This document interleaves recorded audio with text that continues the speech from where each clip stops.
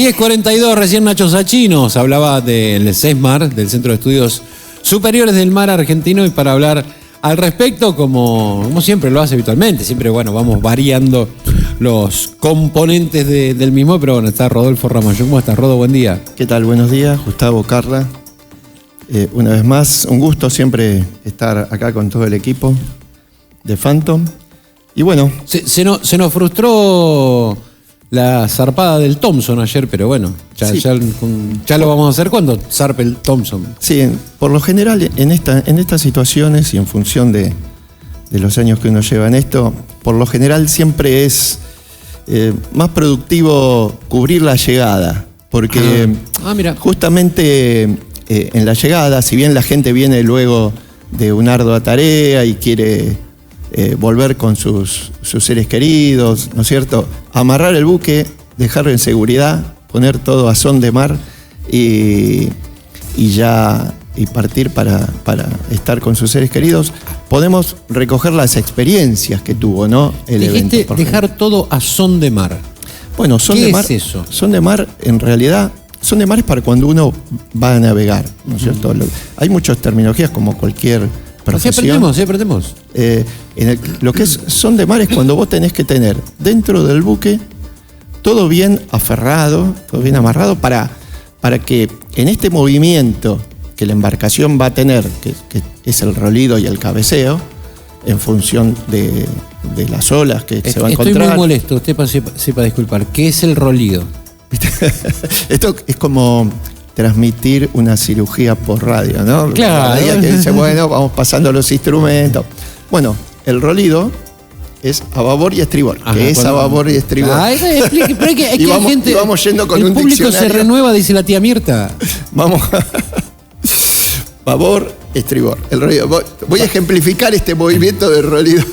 El cabeceo, como la palabra lo indica, ¿no es cierto? Es hacia proa, el movimiento longitudinal que tiene el buque hacia proa y hacia popa. Bien. La popa en la parte de atrás, claro, y la proa en la parte de adelante. Correcto. Entonces, si nos paramos en la proa del barco, ¿sí? Sí. ¿Dónde está don estribor y dónde está babor? Vamos a hacer una cosa. Nos paramos lo que sería en crujía. Ajá, bueno, lo iba a decir, pero me parecía como mucho ya.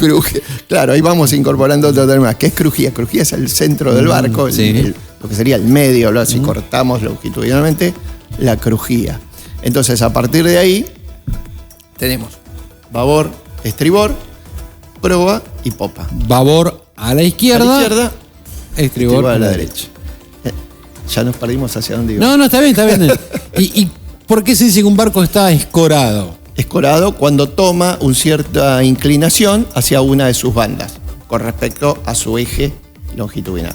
¿Viste? Mira qué fácil lo explicaste. Espectacular. Perfecto.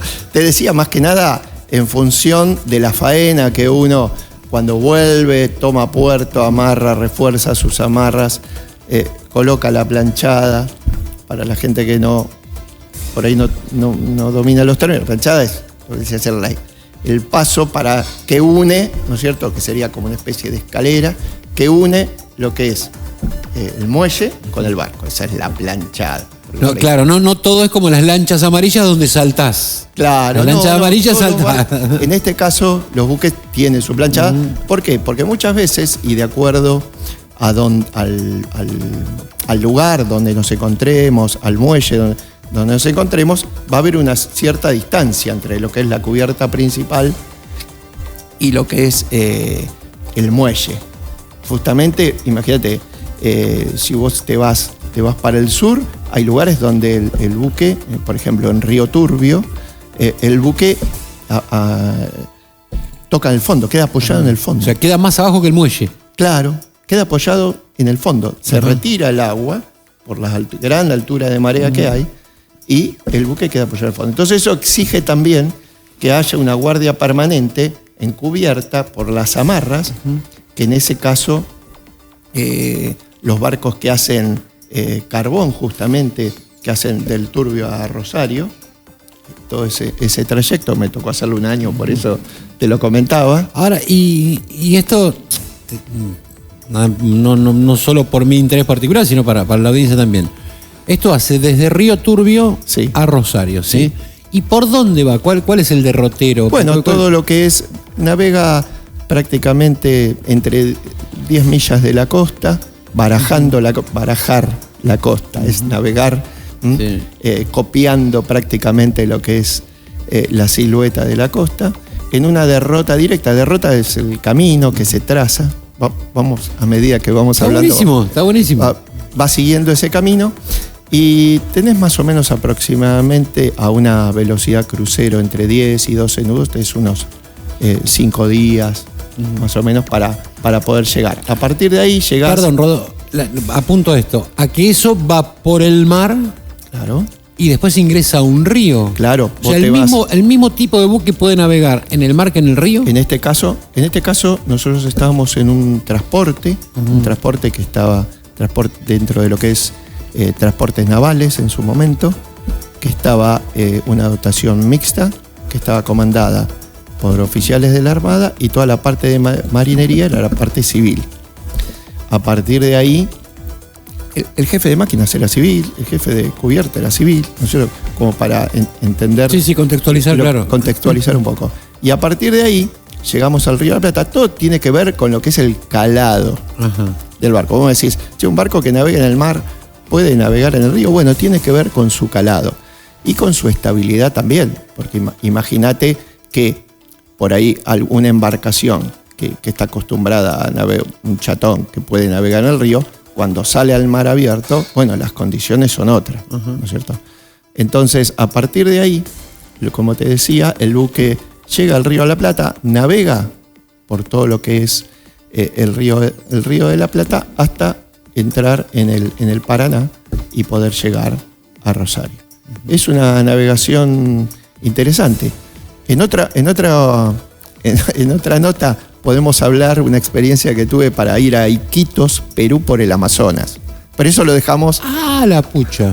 como una experiencia para contarlo, que hay bastante para hablar de eso, con todas las vivencias y todas las peripecias que hemos tenido, más o menos te estoy hablando hace unos más de 25 años. Así que... Y la navegación, y con esto te dejo que continúe con lo que tenías planificado. Digo, la navegación en el río, ¿se asemeja a la del mar? ¿Hay cabeceo? ¿Hay rolido? Bueno, en realidad, en el río fundamentalmente, y más como te decía, y adentrándonos un poquito a lo que vamos a contar en otra oportunidad con el Amazonas, depende del río, hay mucha injerencia de la corriente. Tanto hacia un lado como hacia otro. Pero el buque no cabecea como... No, para que tengas una idea, nosotros nos encontramos, en el caso del Amazonas, con 6 nudos de corriente en contra. Entonces, imagínate que eso, en función, estábamos hablando de un buque que se desplazaba a 10 nudos, 12, 6 en contra, evidentemente todo eso hace, y ¿no es cierto?, que tu derrota, tus tiempos varíen. Y eso tiene que ver también cuando estamos hablando desde el punto de vista comercial, donde cada día cuenta en función de las cargas que vos estás transportando y en función de los compromisos que tiene asumido la empresa para ir de un punto a otro en forma segura y llevar su carga en excelentes condiciones. Pero ¿cómo no nos has instruido en este ratito? Recordame algunas cositas del SESMAR. Mirá, mientras le aguardamos a la invitada que ya la tenemos en contacto. Estamos transitando, próximos a cumplir un nuevo aniversario del SESMAR. Ahora, el próximo 23 de febrero, estamos cumpliendo 8 años del SESMAR, ¿no? Estos jóvenes, 8 años. Y este camino hacia estos 8 años estuvo marcado por la impronta que nos marcó nuestro presidente, el capitán Jorge Frías, para que el SESMAR siempre esté enfocado en el cliente, como CEFOCAPEM, como Centro de Formación y Capacitación. Sí. Entonces, ¿qué quiere decir esto? Por ahí suena un término muy marketinero, pero ¿qué quiere decir esto que esté enfocado en el cliente? Estar enfocado en el cliente es estar al servicio de las personas que justamente vienen a capacitarse. Es por eso que en este momento, tanto enero como febrero, somos los únicos que estamos dando cursos de capacitación. Muy bien, muy bien. Entonces, no es un dato menor como para dejarlo pasar así por alto, ¿no? Y no remarcárselo a la gente y no contárselo a la gente, ¿no? Porque muchas veces transitamos por los lugares, pasamos por muchos lugares y ni sabemos qué realidad está viviendo la gente. Entonces, no solo que estamos en función de la gente que está trabajando con la pesca, ¿no es cierto?, para nuestros afiliados, sino para aquel público que también se quiere acercar, como nos ha pasado a lo largo de estos 8 años, de incontables experiencias de gente que no tiene relación con la pesca, sino que gente que quiere ir a trabajar un crucero, que quiere trabajar en algunas embarcaciones en el Mediterráneo, cosas que no tienen absolutamente nada que ver con la pesca. Entonces, ahí es donde a uno le reconforta el hecho de estar brindando un servicio. Cuando uno dice, ¿cuál es la mejor propaganda, la mejor publicidad que podemos hacer? Es la experiencia que la gente se lleva, ¿no? El boca a boca. Y por otro lado, te quería comentar que estamos trabajando también con algo muy, muy interesante, que es el tema de la formación. Que estamos esperando las autorizaciones. El SESMAR ya hizo su trabajo, ya hizo toda la documentación necesaria para ser el único, y lo vuelvo a remarcar, el único instituto privado del país que forme y titule oficiales de mar. ¿No es cierto? Entonces, no es menor este hecho también, el cual estamos sumamente orgullosos de esto, si bien todavía están faltando las autorizaciones. Sí, pero bueno, eso tiene un proceso lógico. Estamos, como decías, en términos futboleros, la pelota está en otra cancha. Claro. No en la nuestra, sino que el SESMAR ya ha cumplido su etapa, lo que tenía que hacer. Entonces, por un lado hablamos de capacitación, por otro lado hablamos de formación, y bueno, la verdad que todas estas dos cosas que no son menores, para la cual fue creado el SESMAR. Y por otro lado también no menor es el hecho de la capacitación a distancia.